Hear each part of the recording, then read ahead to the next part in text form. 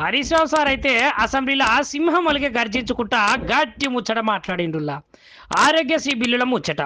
అయితే ఆరోగ్యశ్రీ బిల్లులు అయితే గ్రీన్ ఛానల్లా విడుదల చేస్తామని అన్నారు, కానీ విడుదల కావడం లేదు అని సార్ అయితే చెప్పిండు. గతంలో బీఆర్ఎస్ ప్రభుత్వంలో 5 లక్షలు ఇస్తే కాంగ్రెస్ ప్రభుత్వము దాన్ని 10 లక్షల రూపాయలు ఇస్తామని చెప్పారు కదా. మరి 5 లక్షల నుంచి 10 లక్షలు పెంచడం వల్ల 2.5 సంవత్సరాలల్లా కేవలము 496 మందికి మాత్రమే లబ్ధి పొందిర్రు. ఎందుకంటే కార్పొరేటు ఆసుపత్రులు మేజర్ సర్జరీలకైతే ఆరోగ్యశ్రీ కింద ట్రీట్మెంట్ ఇస్తలేరట. దాని మీద రివ్యూ పెట్టుండ్రి, ఎందుకు రివ్యూ పెడతలేరు? ఇక బీఆర్ఎస్ ప్రభుత్వం హయాంలో కూడా ఆరోగ్యశ్రీ కిందనైతే 5 లక్షల నుంచి 15 లక్షల వరకు అయితే 607 మందికి డబ్బులు విడుదల చేసిన ప్రభుత్వము బీఆర్ఎస్ ఘనత. కాకపోతే మీరు 496 మందికే ఇచ్చిరెందుకు?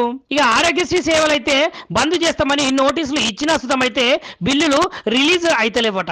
ఇక చిన్న చిన్న ఆసుపత్రులు మూతపడే పరిస్థితికే నెలకొన్నది అని హరీష్ రావు సార్ అయితే గట్టిగా మాట్లాడిండు. ఇక దయచేసి ఆరోగ్యశ్రీ కింద పెండింగ్ లో ఉన్నటువంటి బిల్లులు అన్ని అమలు చేయాలి, ఎప్పటిలోపు అమలు చేస్తారో చెప్పాలి అని మంత్రులకైతే సార్ అయితే గట్టిగానే ఇచ్చి పడేసిండు అసెంబ్లీలో.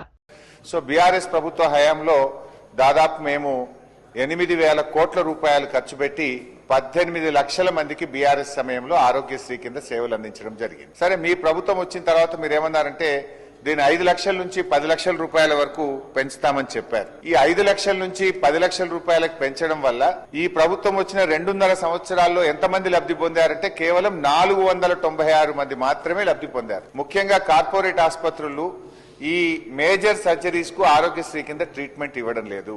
దాని మీద రివ్యూ చేయండి, ఎందుకు ఈ అవకాశాన్ని ప్రజలు పొందలేకపోతున్నారో రివ్యూ చేయండి. మా ప్రభుత్వం ఉన్నప్పుడు కూడా మేము చెప్పుకోలేదు, కానీ 10-15 లక్షల వరకు కూడా 607 మందికి బీఆర్ఎస్ ప్రభుత్వంలో కూడా 5 లక్షల పైన డబ్బులు ఇచ్చాం ఆరోగ్యశ్రీ కింద.